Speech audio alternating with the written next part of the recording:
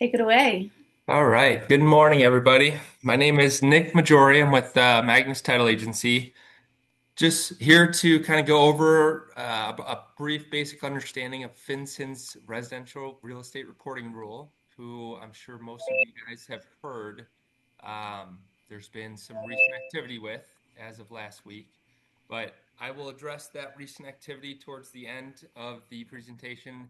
I just want to kind of go through just high level, top down overview of what it is, what it's all about, who it affects, and how it plays a role in our day-to-day activities here.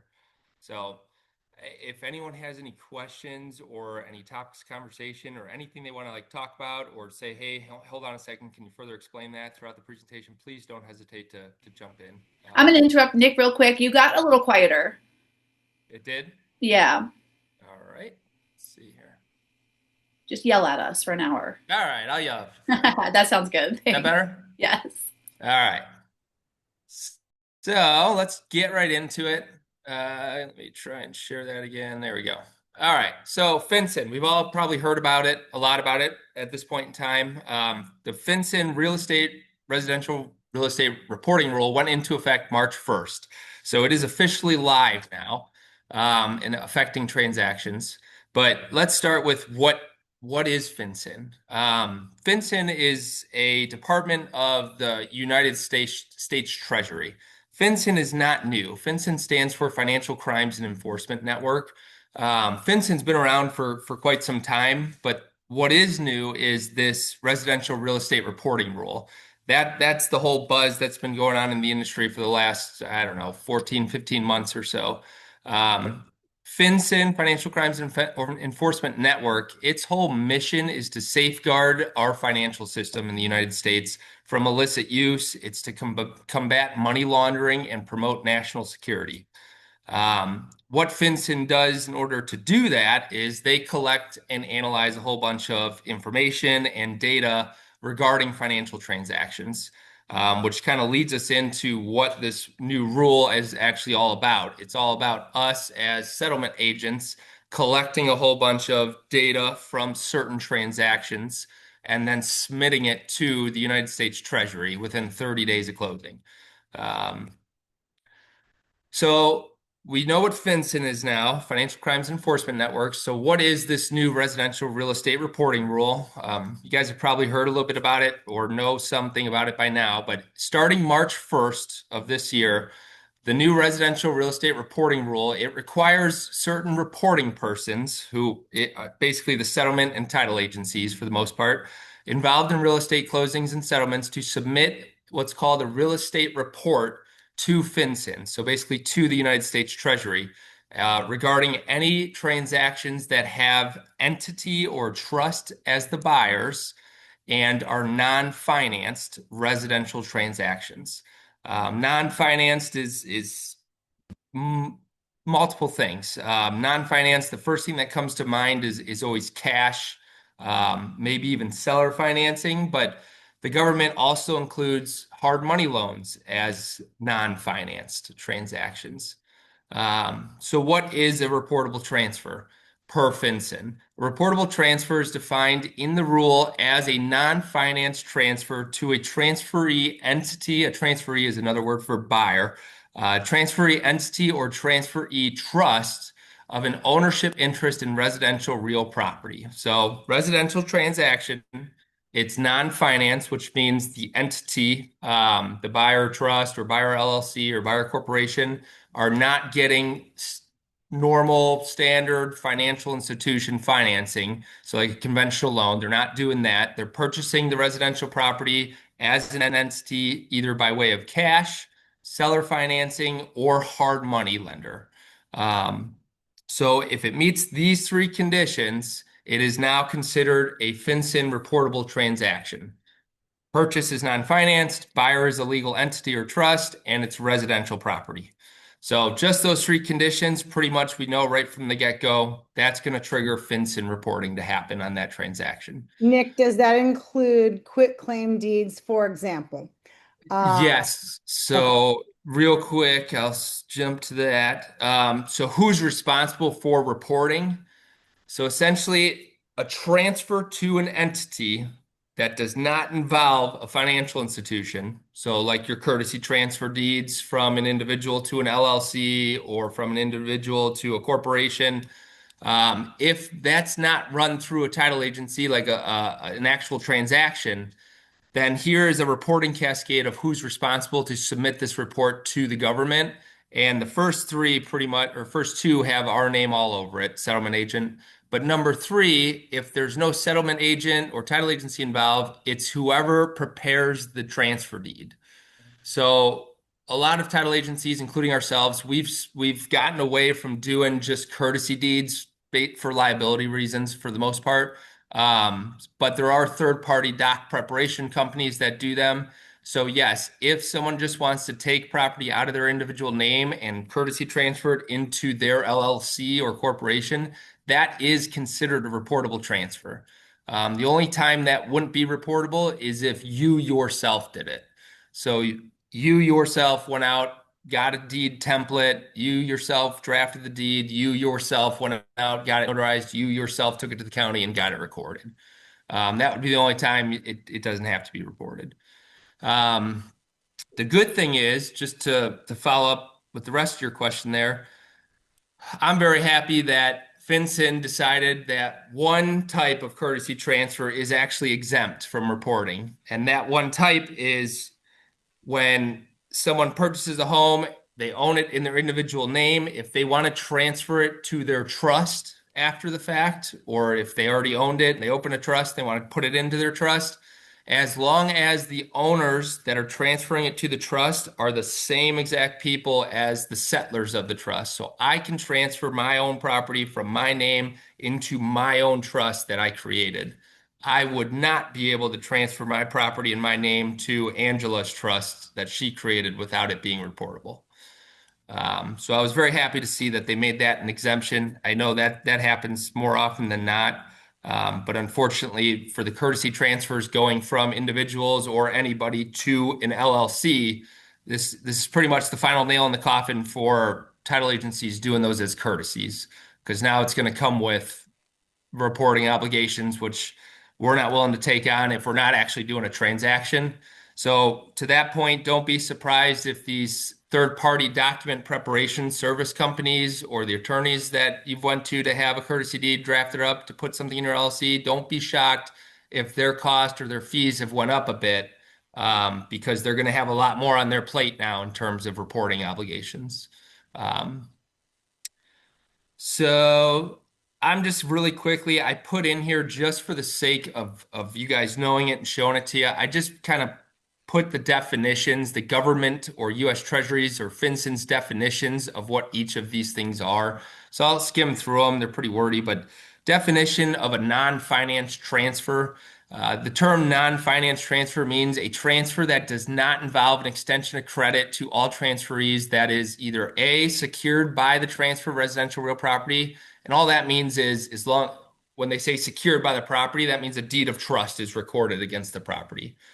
We very rarely see any type of financing or loan transactions that don't have a deed of trust. So that one really doesn't apply to Arizona because we typically always do that. The next one is a non-finance transfer can be considered any extension of a loan or financing that is by a financial institution that is obligated.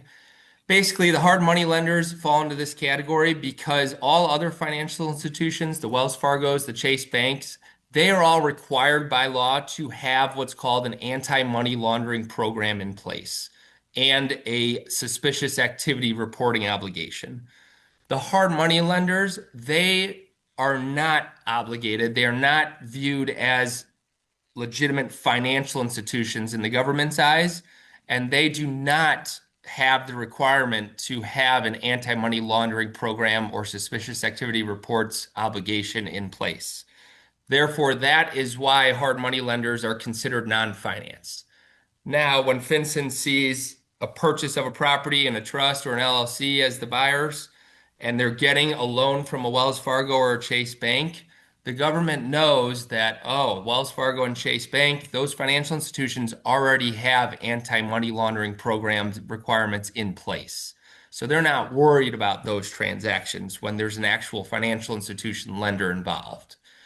They're worried about the non-financed or hard money lender transactions, any transaction that doesn't involve an institution that has an anti-money laundering program in place. Because remember, this whole new residential real estate reporting rule, its goal is to combat money laundering through the use of residential real estate.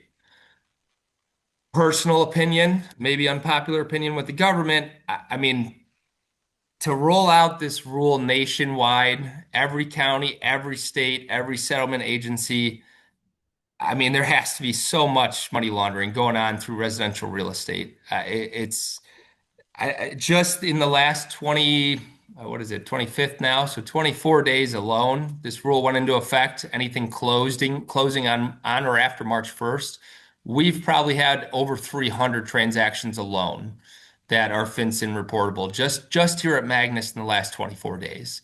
So I can't imagine the influx of information, data, reports from the entire country that is flowing into the United States Treasury Department FinCEN right now. It's hard to believe that there's that much money laundering going on to where every single one of these transactions is considered suspicious. Um, so definition of a transferee entity or trust, that's pretty self-explanatory. You guys, most of your real estate agents, you guys know an entity can be considered an LLC, a corporation, partnership, limited partnership, estate, etc.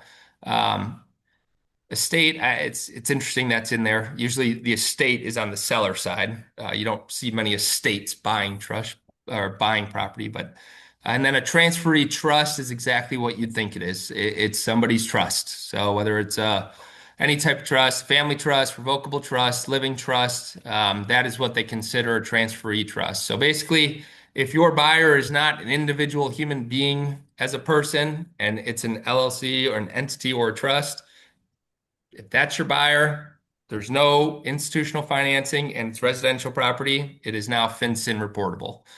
Um, the Okay, definition, yes, so please. Nick, I'm sorry to, I don't want to sound like an idiot, but No, no stupid so questions, for please. example, I've got I've got a buyer or a seller whose home is in a trust.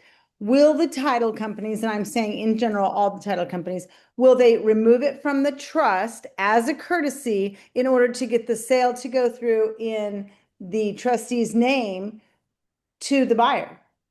So, and I think, let me know if I missed the mark here. I had a hard time wrapping my head around this because I always went to FRPTA, which focuses on the seller side. Sure.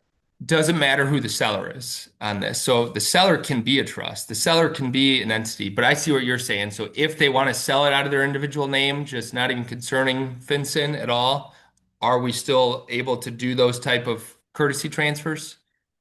Yeah, that courtesy transfer wouldn't be reportable. I can't speak for all title agencies. Some title agencies just don't do courtesy transfers at all because of liability purposes. It's always gets a little dicey when we're involved with transferring ownership of a property right as it's about to go to sale, because in some cases, it can be viewed as tax evasion by the IRS, and we would have a liability from having a hand in that. Um, so if it's going from a trust where these people are the settlers and owners of the trust, and the trust doesn't have a taxpayer ID and they use their social and we're transferring it to those people as individuals to sell, I don't foresee that being an issue. If someone wants to sell it out of, I don't want to sell it out of this LLC, I want to sell it out of this one. Can you do that transfer? Probably not. We probably wouldn't take that on. We would suggest or recommend they go get that taken care of prior to signing a sale contract or an agreement for sale or whatever it may be. Because once that contract is signed, whoever that seller is, if it's the trust or the current owner, they're the ones signing that contract and agreement. Then when they go after they do that, transfer ownership to a different name or different entity of theirs, I mean, an addendum can help in that case, but there's a lot of just little caveats that come with that. And then if it's not to the same exact entity or owner of the entity, that's when the whole possibility of tax evasion can be viewed as. Um, so it's kind of at the discretion of each title agency and each situation to answer a question. Yes, thank you. Yeah. Definition of residential real estate or real property, you guys all know this. I mean, it's pretty much any property that is intended for single family use, 1 to 4 family use. It does include co-ops, it does include condos, townhouses. The only caveat here, just for saying it out loud, the only caveat to this is vacant land deals are subject to FinCEN if and only if the buyer has any intention of building on the property. It doesn't matter when the intent is to build on the property. It could be tomorrow, it could be 30 years from now. But if their intent is to build a 1 to 4 family residential structure on that vacant land, then it would be considered a reportable transaction in that case. And when I say buyer, the buyer must be an entity, obviously, for FinCEN reporting. So there's no way for any of us to know that outside of just asking. So if they tell us no, then we use the reasonable reliance standard to rely upon that. It's more definitions. I think we kind of beaten a dead horse at that point. All right, so back to this slide.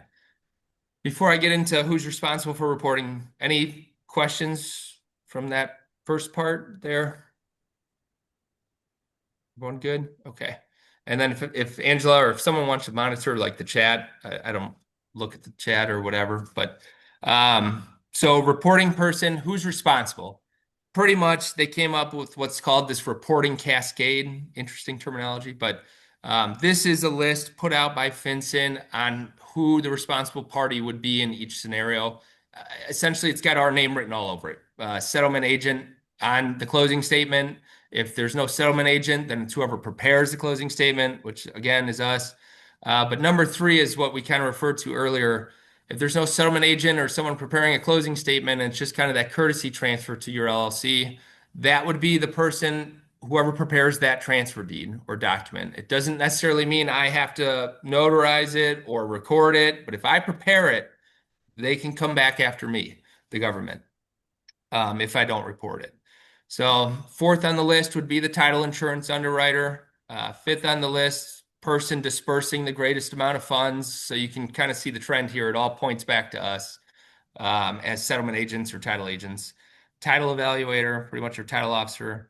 And then if none of the above, the grantor of the property. So if someone did a, kitchen table deal and signed an agreement on a napkin and they did it on their own, then it would be the seller that would have to report. Okay, so talked a lot about what meets the conditions of being reportable and who's responsible for reporting, but what am I talking about? What needs to be reported, actually? So the government or FinCEN, they have what's called a residential real estate report form, and on that form, they require a whole bunch of information, mainly pertaining to the buyer entity. The whole reason why the government's doing this, you guys, is they're targeting the buyer entities with non-finance transactions because again, it's to combat money laundering, but you can hide behind an entity. You don't always necessarily know who is behind these LLCs, who the individuals are. So this is a great way to hide behind an entity if you're trying to launder money. So I kind of see where the government's coming from here, but they're asking for quite a bit of information. So first and foremost, of course, they're going to want the property information. So that the address, legal description, purchase price, close of escrow date, that's all no problem. We know that all comes in the contract and from the file. But their focus on what they want from the transferee or the buyer entity or trust is a whole bunch more. They want to know the legal names, addresses, ID numbers, IRS, taxpayer identification numbers, social security numbers of any and all beneficial owners of the entity. A beneficial owner can be categorized as an authorized signer, any and all individuals with significant control or 25% or more ownership of the entity, um, any members, managers. For a trust, the beneficial owner information of a trust would be any and all trustees of the trust, the beneficiaries of the trust, and then any authorized signers of the trust, which would be your trustees and stuff like that, or anyone with authority to dispose of transferee trust assets. So it's quite a bit. Some LLCs, it won't be much. Some single member LLCs, it'll just be the person signing or the owner, the one single member. Other LLCs that are more convoluted that have an LLC as their member, and then another LLC as their manager, and then there's people behind those. The idea that the government wants is you can't tell us that, hey, the beneficial owner of my LLC is another LLC. On the residential real estate reporting form, it says, okay, great. Now who's the beneficial owners of that next LLC? They're going to keep peeling back the onion until it gets to the individual human beings behind those entities.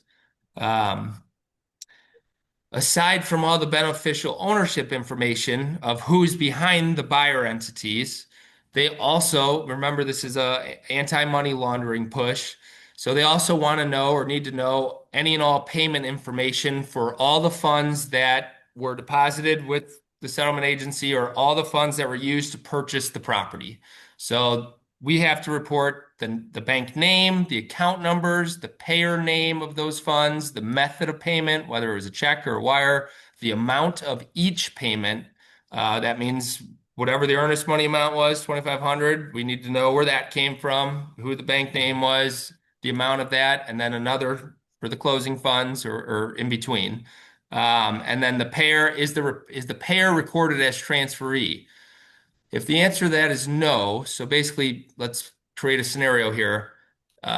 This is going to impact the wholesale industry and the investor industry predominantly the most. But if someone got into a contract, hey, earnest money's due today by 5 p.m., it's 4 p.m., I'm the wholesaler or investor, LLC that's buying the property cash or with hard money. I'm across town. I'm not going to make it over to the other side of town to drop off my earnest money by 5 p.m. So my buddy Dave is going to stop by and drop off a check for 2,500 just so we can stay compliant with the contract. We need to know all Dave's information now too. We need to know Dave's bank account. We need to know Dave's method of payment, check, wire, whatever it was. So any and all funds that go towards the purchase of the property. Unfortunately, the seller FinCEN does need some information reported with this real estate report about the seller as well. The good news is it's really not anything more than what we would already get from the seller in a normal transaction. Individual names, obviously, we'll have those. Date of birth, address, like forwarding address, social security number. That's all stuff we already need and collect just for the sake of issuing a 1099 to these sellers at the end of these transactions. The only additional work that will be on the seller side is they'll have to just put that information into a FinCEN collection form that we send out, or other title agencies will have their own forms that they send out. If the seller is a trust or an entity, then they do need to list the names of the trustees of their trust. I think it's not all the beneficiaries. I believe it's just like the signing individuals, but there might be a little bit more work involved for the seller side, or a little bit more information needed from the seller if the seller is not an individual. If it's a seller trust or seller LLC, they will have to at least give us a couple bits of information about the trustees of the trust or the authorized signers of the LLC as the seller. But it's really not bad on the seller side compared to the buyer side. So that's all the information we need. How and when are we going to collect that information? So Alta, so you guys familiar with Alta, the American Land Title Association? Very early on, this FinCEN residential real estate reporting rule was originally supposed to go into place December 1st, 2024. Then they push that back to December 1st, 2025, due to the industry as a whole, the nation as a whole, our industry pushing back on this. So they delayed it to December 2025. Then again, it got delayed to March 1st, 2026. So this has been ongoing. So from that time frame that it keeps getting delayed, Alta, American Land Title Association, has come up with and released standardized collection forms, FinCEN information collection forms. That was in an effort to kind of help the industry as a whole be on the same page in terms of how the data or information from these clients are being collected. I was happy about that. I think a lot of companies and settlement agencies were. The only problem with the forms are, though, there's a potential of 111 fields that the buyer form would have to go through and complete or maybe not complete based on their answers. So it's a pretty extensive collection form when it's a static form or a physical form or a physical document. Um, so the solution to not having to print out the form, collect it, handwritten notes, someone retypes it, is to collect electronically. So a lot of title agencies in the industry have chosen to outsource this whole FinCEN obligation to a third-party FinCEN company that is, one of them is called residentialrealestatereport.com. They say, hey, title companies, if you don't want to deal with this headache, we'll take it on for you.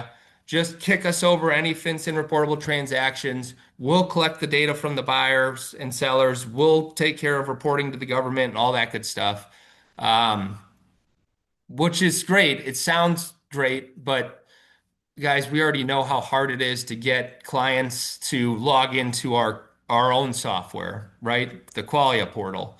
Love it or hate it, that's just the way the world is moving. There's so much fraud. AI is running rampant and can be used in very bad ways for fraud. I don't remember the last time I've changed my personal email address password.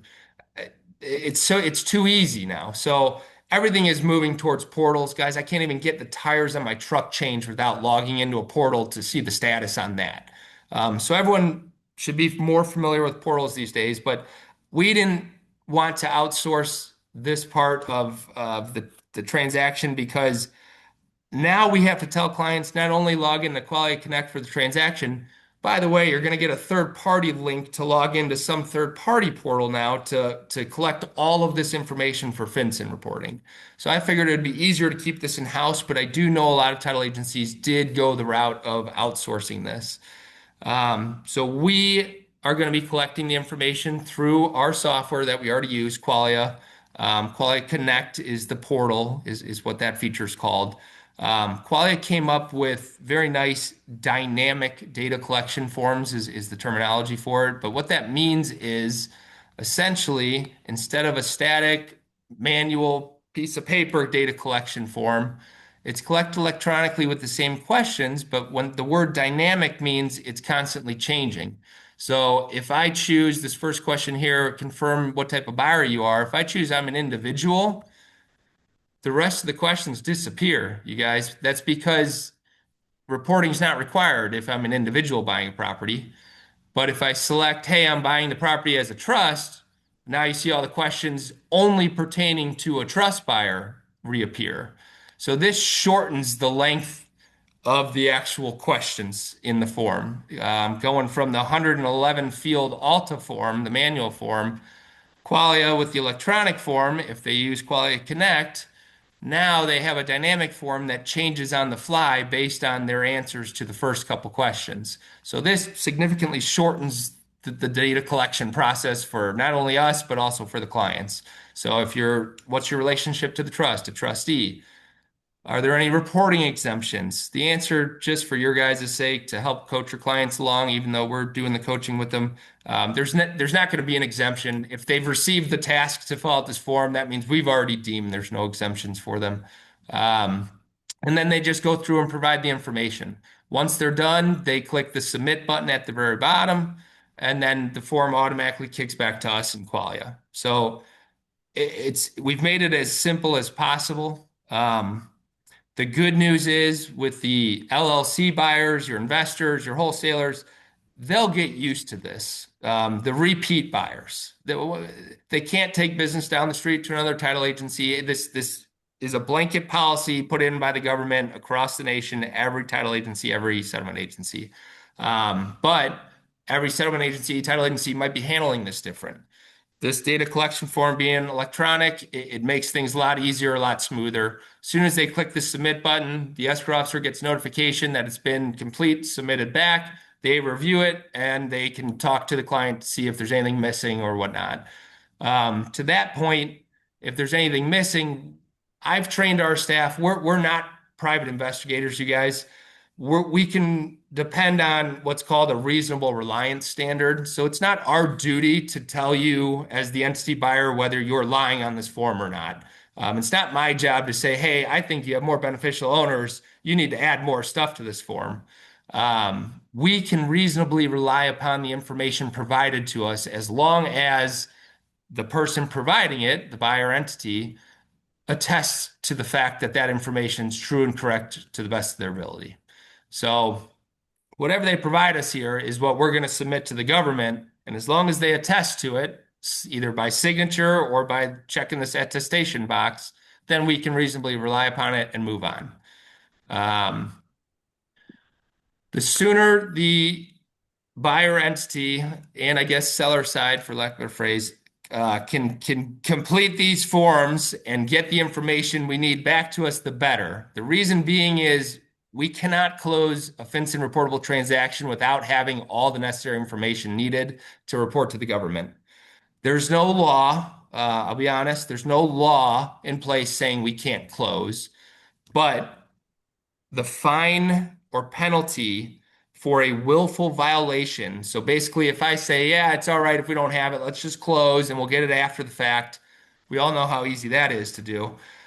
If we don't end up getting that information after the fact, someone ghosts us or doesn't give it to us, and that 30-day deadline from where we have to report has now passed, a willful violation fine to the title agency is up to $250,000 per incident. So at $250,000 per incident is the reason why us, along with, I would have to imagine every other title agency, will not close without this information up front. The ones that do and are willing to close without it, thinking they're going to get it after the fact, I don't know how long they'll be around once those $250,000 fines start rolling in. But as soon as we open the transaction here at Magnus, that's really all I can speak on for this process. But as soon as our transaction gets opened and those three conditions are met, it's residential property, the buyer is an entity, and then it's non-finance transaction, our internal staff clicks on a little toggle that kicks in automation processes in Qualia to go into effect, and it automatically sends out these requests for information forms directly to the buyer and seller via their Qualia Connect portal. So they'll get these request forms before they even get an earnest money receipt. So we're giving them the maximum amount of time possible to log in, fill out this information. My biggest fear with this is the entity buyers that drag their feet on this. They think, oh, I know I got that form to fill out. I'll fill it out, as soon as I get to the closing table or as soon as the day before closing.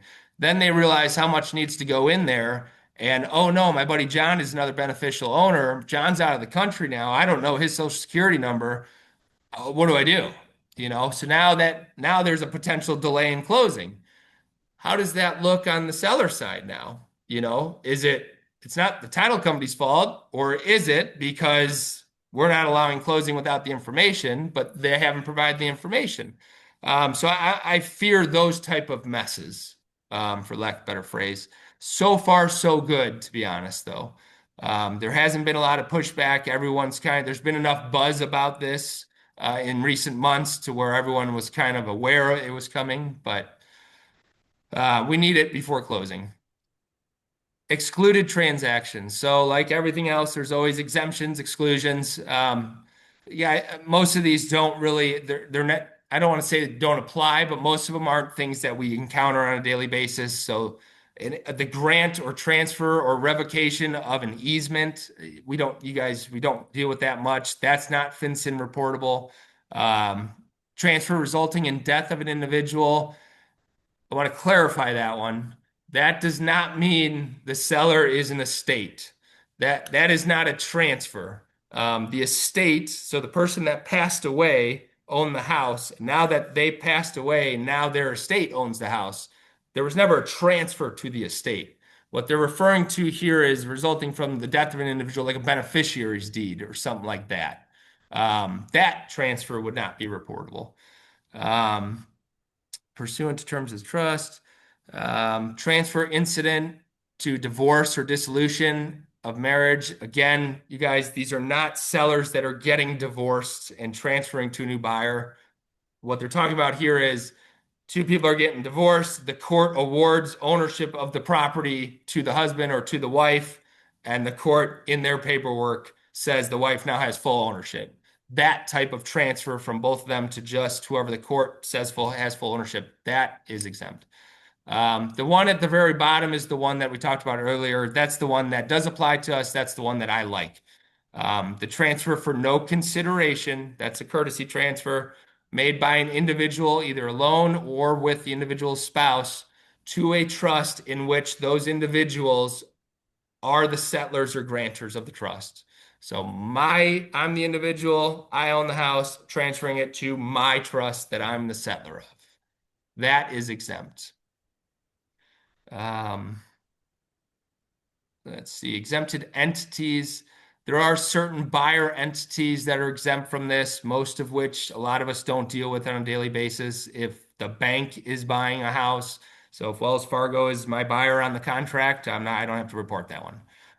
Government authorities, credit unions, any money services businesses, public utility companies buying, all these are exempt entities. They're few and far between. The entity themselves will know they're exempt from FinCEN if you get them on a transaction. Consequences of noncompliance, like I talked about, criminal penalties in cases of willful noncompliance. That means we knew it was reportable and just simply didn't report it, either because we didn't have all the information or we just ignored it. Up to $250,000 and 5 years in prison. The penalties are a very loud bark by the government. I don't know how much bite is behind this bark, but I don't want to find out. The fact they came out this strong in this area means that, hey, it got everyone's attention real quick. So that's pretty much the gist or the overview of what it is. On your guys' part as real estate agents, in my opinion, the best thing that you guys can do is just be aware of it, be a little knowledgeable about it.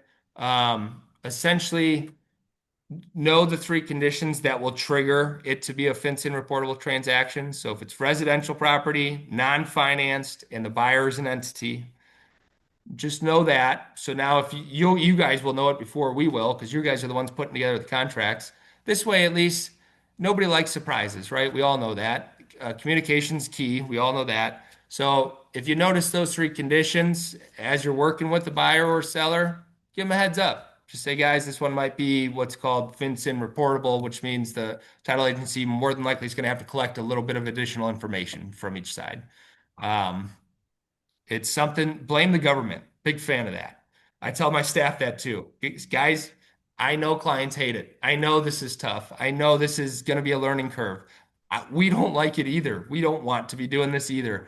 The government is mandating this. So it's okay to blame the government. We're still going to abide by it, but it's okay to say, hey, there's nothing anyone involved with this transaction can do. This is a government requirement. So being aware of it, giving your clients a heads up, even if they're on the seller side, because you never know. Like I said, if that scenario comes up to where the LLC entity buyer is dragging their feet and there's a delay, it's just good for everyone to be aware that it'll exist. And then pretty much any further questions they may have about forms or whatever, they can just reach out to the title agency. We'll help answer those. That was the last slide on my presentation, but I wanted to talk a bit about what happened last week. Before I talk about that, does anyone have any questions or comments or scenarios that you want to ask me about? There's no silly questions. I'm still learning this stuff myself. Anybody? No? Okay. So I do want to touch on what occurred last week on March 19th. So on March 19th last week, apparently there was a court case going on prior to that. There's been a lot of court cases of a lot of states, a lot of companies. I think Fidelity was one of them. Florida, the state of Texas. Everyone has been suing FinCEN and the government saying, guys, this is insane. We shouldn't be needing to do this. This is a lot of additional costs and it needs a lot of additional resources. It's a lot of additional overhead at the title agency. For that reason, everyone's been pushing back on the government about this. Also, for that reason, you guys may see a fee or an extra charge for FinCEN reporting applied to the buyer side, at least at Magnus Title. It'll only be to the buyer side that triggered the FinCEN reporting. If you don't see a fee or line item on other title agencies, I promise they're charging for them because those third-party companies that a lot of them outsource to, they are charging the title agency $185 a pop to do each file. So I can promise you they either baked in the fee somewhere else or they can put it together with another fee to make it sound nice. At Magnus, we have it straightforward. It's a line item FinCEN filing fee. Only applies to the buyer side because they're the ones that trigger FinCEN. And how much is it? 200. And we had no idea. That was our best ballpark guess based on our analysis halfway through last year. So the fact these third-party companies are charging the actual title agencies themselves $185, that makes me feel decent about the $200 charge.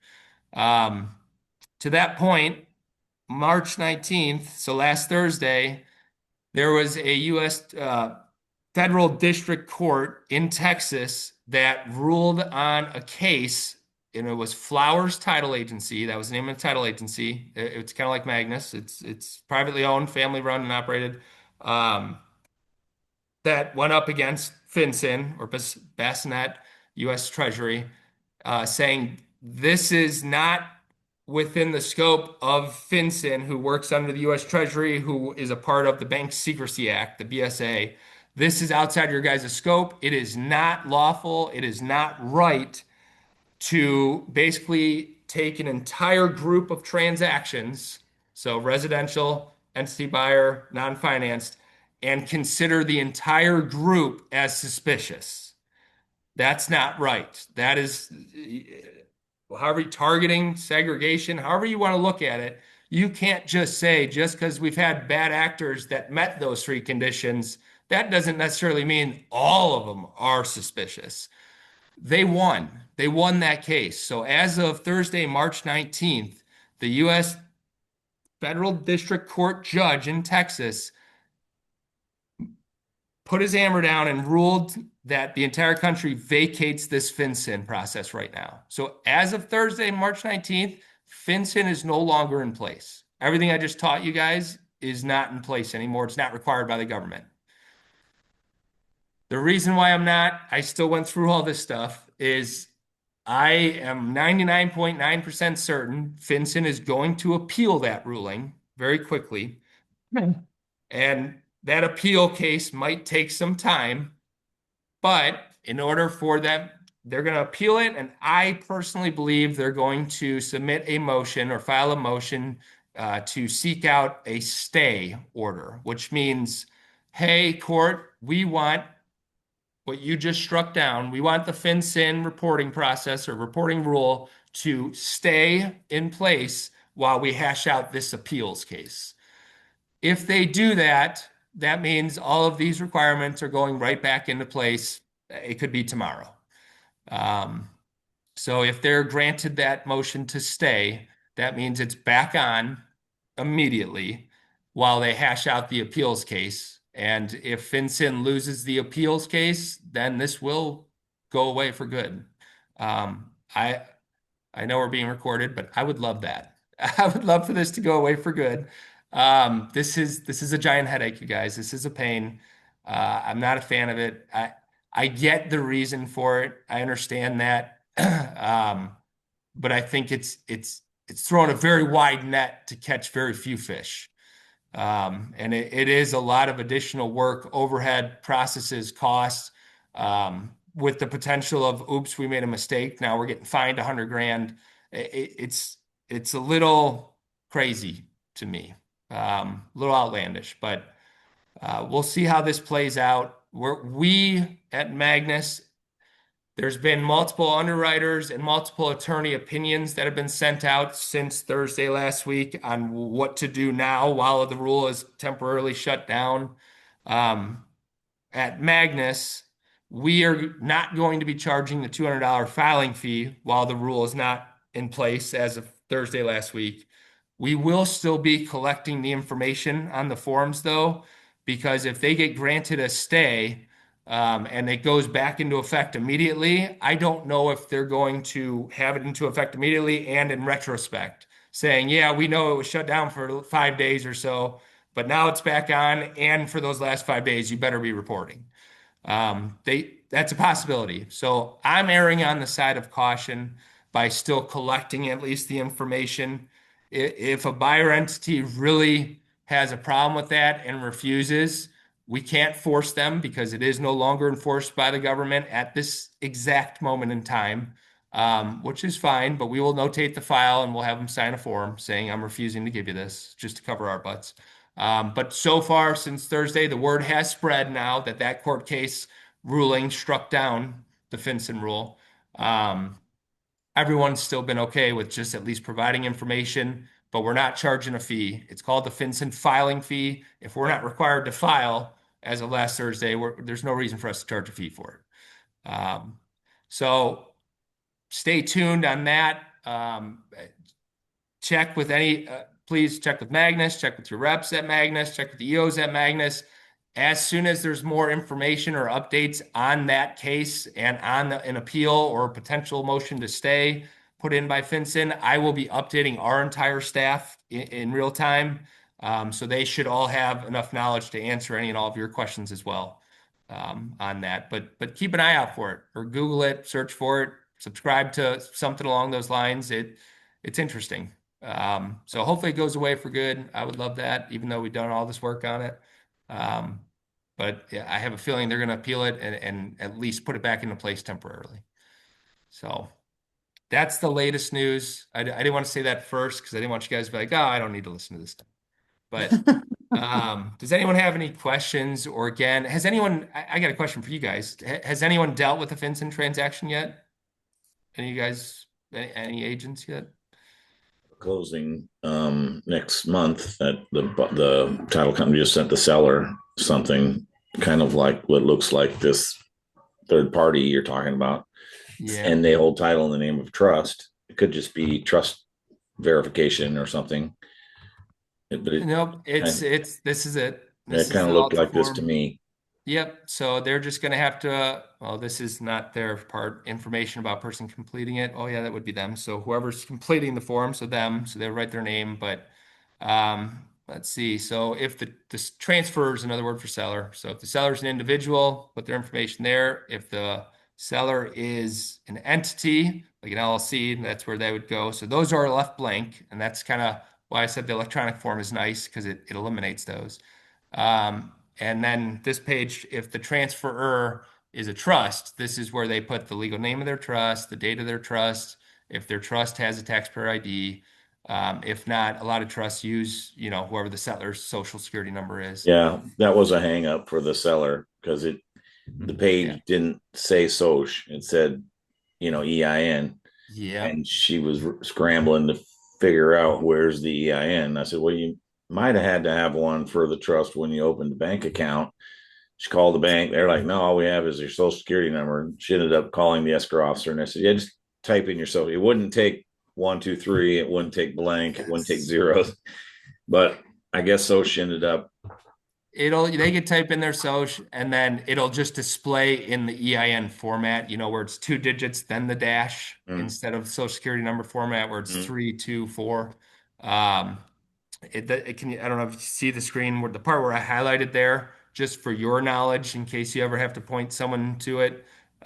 For U.S. persons, IRS TIN is usually the social security number or something along those lines. All right. There's a lot of they were elderly and they didn't have much trouble with it. just the EIN part was a small hang up. And and to be honest, none of the information being asked is outlandish in terms of where would I find that? I mean, if you have a trust, you have a trust agreement, right? You got a trust documentation. So everything you would need is there. And I am not a fan. I don't agree that this should include these trusts. I mean, in my opinion, if you did life right, you went out, you opened a family trust to protect your assets, and then you did well enough in life to go out and buy a house cash in the trust, and now you're subject to this stuff. I don't think those people should be subject to this or penalized or any of that stuff. I really don't. But it's unfortunate that they're part of this. Um, those are the toughest ones because the LLC guys, those are all, or gals, they're all repeat. They'll get used to this after the first two times of seeing it. The older crowd, older geographic trust sellers and buyers, it's going to be new every time to them, and a lot of them aren't technologically savvy, so they are going to need some help, at least just knowing what to put in certain areas. Um, and the title agency should be more than willing to help. If you're using another title agency on that transaction, they're not, feel free to come to us. We'll help out, even though it's not our transaction. We'll help your client.